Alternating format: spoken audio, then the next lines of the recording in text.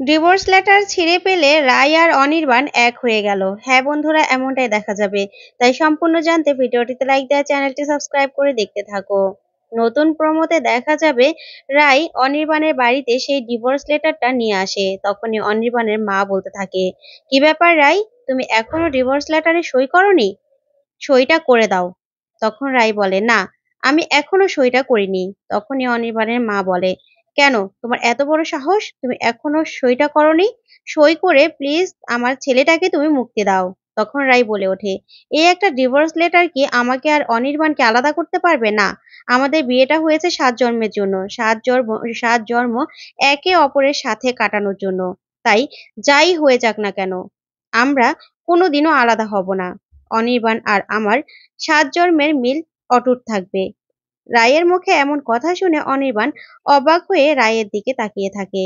আর এদিকে অনির্বাণের মা অবাক হয়ে যায় রায়ের জবাব শুনে। তো বন্ধুরা, এরকমটা হলে তোমাদের কাছে কেমন লাগবে? অবশ্যই কমেন্ট করে জানাতে ভুলবে না। আর পরবর্তী আপডেট পেতে অবশ্যই চ্যানেলটি সাবস্ক্রাইব করে পাশে থাকা ছোট্ট বেল বাটনটি ক্লিক করে রাখবে। ধন্যবাদ।